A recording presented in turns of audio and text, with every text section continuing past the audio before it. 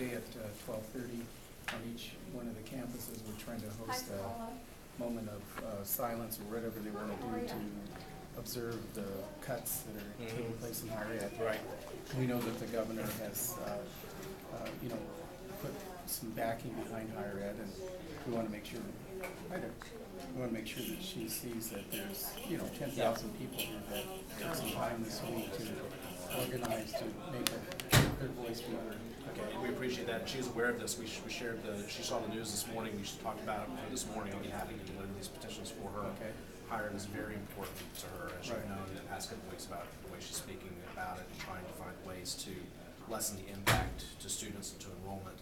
And of course, this week is going to be a very difficult one down here, but we certainly hear you and we appreciate your attention to this. We'll definitely share these with her. And one more thing, just if you could pass this on, because we do have a small proviso that went through the Senate. Okay. It's in the budget. It's not a no-cost thing. Okay. But it's to convert, to have the colleges with the unions, in consultation with the unions, to look at how they can convert part-time to full-time mix. Okay. It's an old, age-old thing, but this is just a study. Okay. And it's going to force them to sit down. That's proviso in the budget. Yeah. Okay. And so we're asking for her We'll support with that. Okay. Because the Senate supports it. I know that Kelly Linville wants to put it in the Okay. House. Okay. Well, that's an important ally to have. So, Give them just so you know that. I appreciate it, and we'll pass that along. And Luis, you have any? No, well, this one's for the Just governor. okay, great. You have anything from your union? Well, we're with the Washington Public Employees Association. We represent classified employees in 13 community colleges, some along with AFT or WA faculty there. And the same situation where we know there's not a lot of money. We also know that unfortunately the legislature and the governor can't tell the colleges, what to do with the money once they get it. It'd be a lot easier. Right.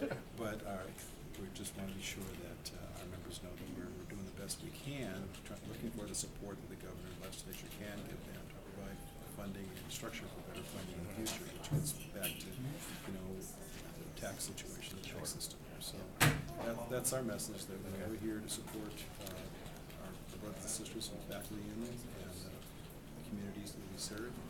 Just hope the governor and legislature can find a way to provide those new systems of funding that are going to work for everybody.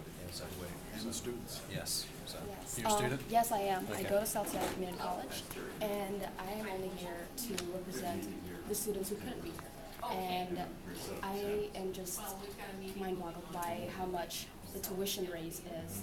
And I just wanted to know if there's any way that we can keep it as low as possible, because we've already having a lot of difficulties with paying tuition, and the funding will also come down lower. So The governor's, of course, proposal is up to a certain extent. That's up to the universities and community colleges to decide about how high that goes. But without those increases, the impacts would be even worse, because there wouldn't be the money there to keep classes going or to keep funding going for basic operations. So it's a difficult quandary you're in. So, but it would be up to the universities to decide how high those tuition rates go over the next 2 years. So the governor said up to, I believe, 14% for universities, and I can't remember what else, 7% for community colleges. So they'll be going on upstairs, I think actually today and some tomorrow on those. Hearing. okay, it sounds kind of inevitable that it's gonna happen, a tuition raise, but all that we're asking is to try and keep it as low as possible, because 14% really sounds kind of like difficult to understand, because that is very high, and as it is, it's already high.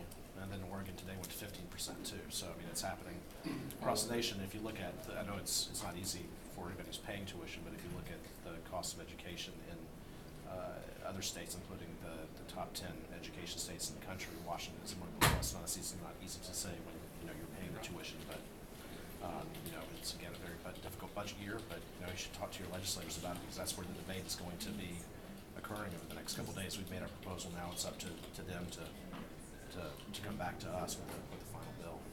Good morning, Governor's Office. Right.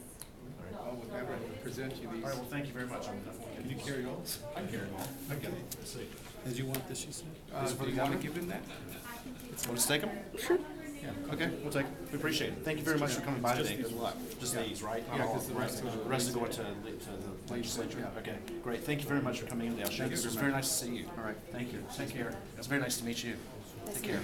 All right. Bye-bye.